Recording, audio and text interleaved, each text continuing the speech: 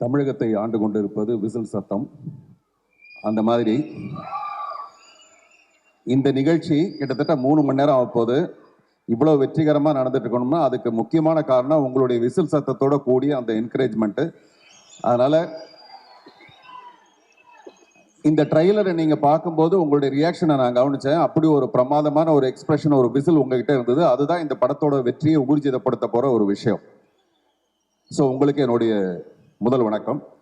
இந்த ட்ரெய்லர் பார்க்கும்போது எனக்கு என்ன தோணுச்சுன்னா, முதல்ல ஒரு தமிழ் படத்துக்கு ஆங்கிலத்தை டைட்டில் வச்சிருக்காங்கன்னு நினைச்சேன், ட்ரெயின்னு. படம் பார்த்தவொன்னு தான் தெரிஞ்சது இது படமே ஒரு ஆங்கில படமாக தான் இருக்கு. ட்ரெயின்ற பேர் மட்டுமே இல்லை, படமே ஒரு ஆங்கில படம் மாதிரி தான் இருக்கு.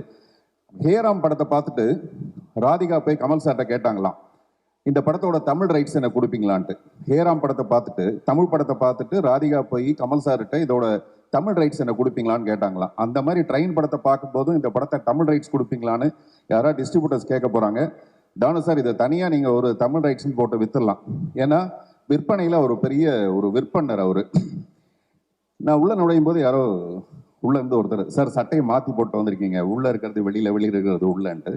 நான் வேணும்னு தான் அந்த மாதிரி போட்டு வந்தேன். அடுத்து என்னுடைய படம் வந்து உள்ளே வெளியே 2. இந்த ஷர்ட்டும் உள்பக்கம் வெளிப்பக்கம் புரட்டி போட்டு வந்திருக்கேன். இது வந்து இந்த படத்தோட ஆடியோ லான்ச்சில் என் படத்தோட ப்ரமோஷனுக்காக நான் அதை சொல்ல வந்த காரணம் என்னன்னா, ஒவ்வொரு மனுஷனும், நான் விசில் சத்தம் சொன்னது கரெக்டு, பட் நான் பேசும்போது விசில் அடிக்காதீங்க. கேப்ல அடிச்சிங்கன்னா அது பாராட்டு மாதிரி இருக்கும்.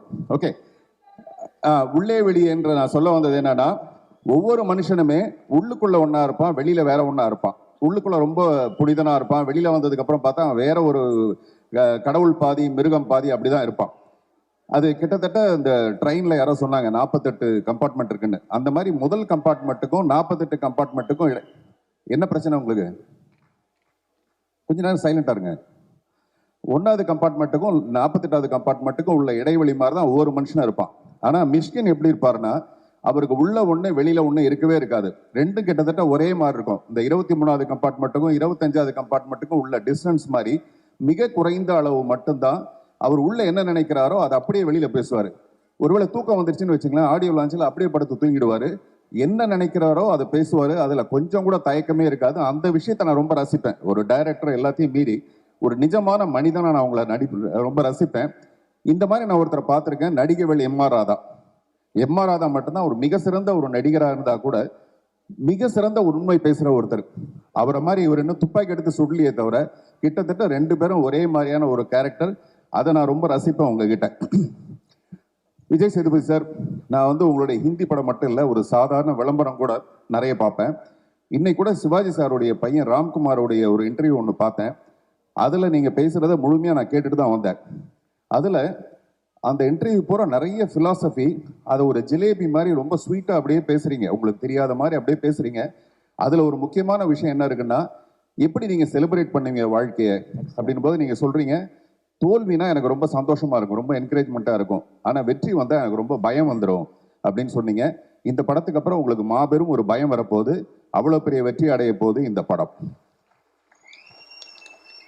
அப்புறம் நான் இந்த மேடைக்கு வந்ததுக்கு ரொம்ப முக்கியமான காரணம் மிஷ்கின் சாருக்கு வந்து ஒரு தேங்க்ஸ் சொல்கிறதுக்காக. காரணம், இந்த படத்தோட சினிமாட்டோகிராஃபர் ஃபௌசியா ஃபாத்திமா. இவங்க வந்து என்னுடைய இவன்ற ஒரு படத்துக்கு அவங்க தான் சினிமாட்டோகிராஃபரை ஒர்க் பண்ணாங்க. அந்த படத்தில் நான் சௌந்தர்யாவை வந்து மேக்கப் இல்லாமல் நடிக்கணும்னு கேட்டேன். அவங்க ரொம்ப தயங்கினாங்க.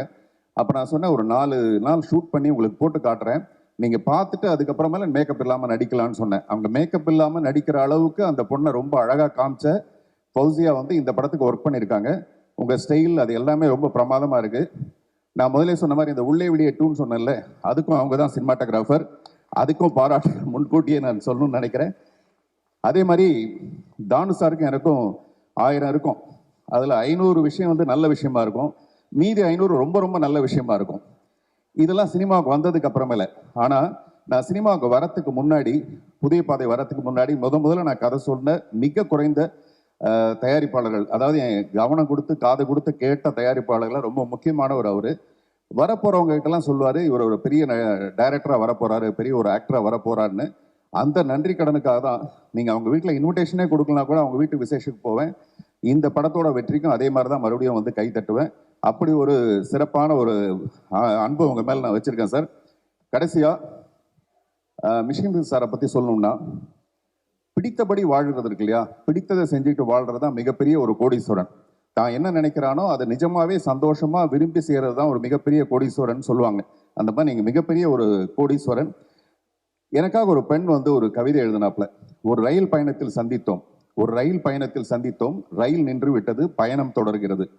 ஒரு ரயில் பயணத்தில் சந்தித்தோம், ரயில் நின்று விட்டது, பயணம் தொடர்கிறது. அப்படி இந்த ரயிலோட டெஸ்டினேஷன் ஒரு ஸ்டேஷன்ல இருந்து இன்னொரு ஸ்டேஷனுக்கு போகும்.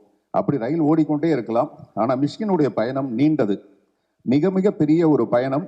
அந்த பயணம் வெற்றிகரமாகவே இருக்க என்னுடைய மனப்பூர்வமான வாழ்த்துக்கள். தேங்க்யூ.